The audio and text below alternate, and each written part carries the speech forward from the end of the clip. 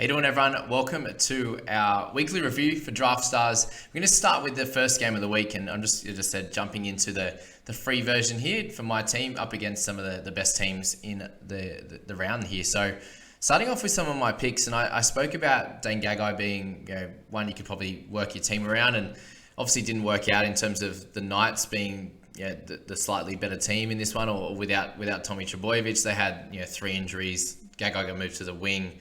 There's a fair bit happening, and the Knights didn't play as well. So if you went heavy on the narrative of Manly winning, then you would have done a little bit better in this game. So Gags was one we centered things around. Ruben Garrick was someone that I mentioned to pop on your side, and he ended up scoring fairly well in this one at that cheaper price point, which was good. Spoke about Dom Young as well, so that was a very interesting one. I didn't actually put him in my team in the end, but I said he could be one at that cheaper price to work out. He went over for the try, they called it back for a no try, and he hurt his knee in this process, so very unlucky for that. If you centered your team around DCE, like I spoke about, as being pretty close to a must-have in there, then you did well with that 71.8, so well done to you. Also, other guys you could think of was Clifford, but again, just things didn't work out as much for the Knights narrative, and also Clune, I mentioned at that cheap price point, who's been scoring close to 40 a week, and he also got injured and kind of carried on and battled on it and did really well to actually play the full game, but unfortunately, didn't score too well for that reason, didn't kick as much, wasn't a lot happening for him. And then guys like Frizzell went okay this week. I spoke about Andrew Davies being someone that at really cheap you could plug in for your team and get close to 40 points, as well as Brodie Jones. So 43 and 41 for those two. So if you had them in your team, you did also very well. And Ola Kawatu had a really big game as well. So that's that first one there. Obviously not as good for my team personally. And the next one was had a little bit better luck in the Warriors versus Cowboys. Getting 136 in the free one here. And some big scores in here, 436 points. And centering a team around Jesse Arthurs was going to be a good idea, which is someone that I spoke about, but didn't end up plugging him into my squad here. It was Arthurs and Holmes at that cheaper price point, and they both killed it. So if you went for the cheaper ones in there over Walsh, who went okay without being spectacular, then you absolutely smashed it. Spoke about Ruben Cotter as being pretty close to a must-have, playing big minutes there, and then picking someone between the Josh Curran and Josh Curran being a big selection in this game. Ewan Aitken went out and absolutely killed it. So if you went for him, then awesome. SJ went good also, and Tommy Gilbert was solid as well at that cheaper price. So there's a few decent options here. Most people scored pretty well in this game. So well done if you selected all of the correct ones. But definitely a few up and a few sort of my picks just went average. Some of them, like the Walshy, I said you could center around him, but the outside backs went really well in this game. So that was that one as a quick review. Move on to the Broncos Roosters. Again, went pretty solid in this one with the selections. And this one here was like, do you center your team around Teddy, or do you go a bit cheaper with guys like Joey Manu, for example? And unfortunately, I didn't end up playing Joey. I went for the Tupou Nguama just because I wanted to spend up a little bit further. I wanted to get Payne Haas. I wanted to get Adam Reynolds. I decided they were going to be the two to center the team around, and they both scored great in 64 and 67. You also did well if you went for a Walker. Tony Staggs, I don't know how you could have picked him based on how he's been playing, but obviously the boom or bust play worked out with 87 for him. Manu we spoke about, who did well also. But Tupanua is always one that could sneak over for a try, and he was good there as well.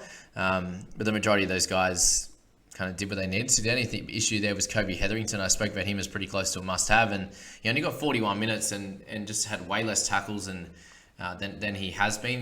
Been averaging close to 30 tackles, and he got 15 in more game time, which was really, really strange. So I think he'll have a bounce back. We'll speak about him next week, and let's hope that he improves from there.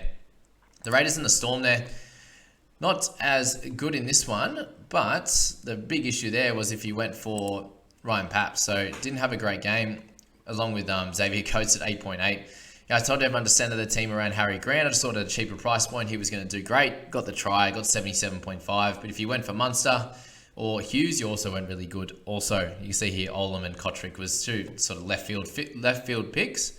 And they absolutely dominated the Pap and Coates combo, which you wouldn't think happens often, but that's the fun of daily fantasy. It all can play out that way for sure. Brandon Smith just didn't play very well either. used him in the flex there off the bench. Wasn't too good. CHN, Corey Hawarinara wasn't great. Kafusi had a lower game as well, but Horsburgh did his job at that cheaper price point. So if you selected a mixture of all those guys, then you did well as well. So moving on to the Bunnies and the Dragons there.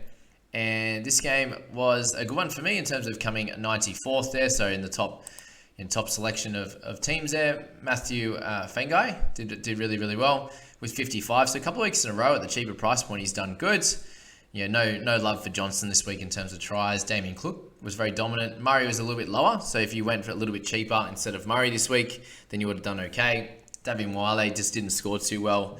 Unfortunately, with the minutes he got, he actually did get 28. And I was hoping, I said about 25 to 30 minutes and be able to get 30, 35 points, something like that. So that's kind of, what happened with him there. McCulloch was solid. I just used him at that price point in the flex. So I just thought he'd be able to score somewhere in the 40s, and he did. If you went, Jaden Sewer and Colin Matangi were a bit left field picks, and you could have gone for Campbell Graham, who's been doing really well. So well done to those guys. And I spoke about Ilias as being, potentially someone that you could plug and play in your team these days, and he's getting more kick meters. So we'll look to him over the next few weeks as someone that we could potentially play, especially against those easier sides. So that was the Rabbitohs and the Dragons.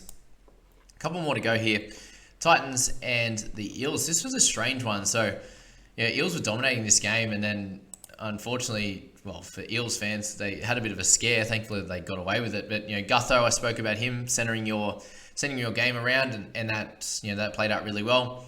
Dylan Brown had got to that more expensive price, and it just worked out that for me that I could only really fit him in, to get all the other guys that I wanted. I didn't want to go real cheap in the forwards this week. I just didn't think there was much value. Nathan Brown was a great option again. Unfortunately, Opacek had a tough one for me as well. So Opacek and Brown not performing to how they needed to when you had Moses, who absolutely killed it, for example, in there. Tino had a lower game as well and played Penasini in the flex, so that awkward price, and he was solid as well. But team that won obviously went for the Fafita. Regan Campbell Gillard was a bit out of the blue as well. So is what it is. Again, with daily fantasy, it can that boom or bust play is always pretty important.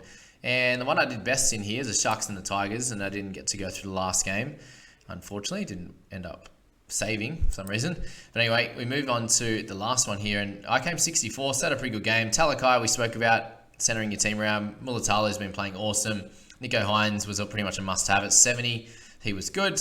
Then went for Hamlin Nueli. It was a little bit lighter, but the winning team went for him. And just going in the flex with Sione Katoa. So I suppose going for as many outside backs in the Sharks was a great option in this one. This team didn't even have Ramian, who absolutely killed it. So Offengawe's been doing really well. Teague Wilton didn't go as well there, who was a potential option. But Tuolangi at 37 points. We got what we needed to out of him at 10,700. And that's about it. Jockey Madden just not performing as well this week, but they got smashed, so it completely makes sense. But that's the review video, guys. Let me know how you're going, and if you're my teams that I'm making here in the free version are definitely improving week to week as we learn more and getting into it and understanding how I suppose the flow of games is working out as well. So let me know how you're doing, and good luck for next week if you're playing. But enjoy the week and check out Team Listar and get a bit of a feel as to how your teams are going to be set up. And we'll catch you in the next video, guys. See you later.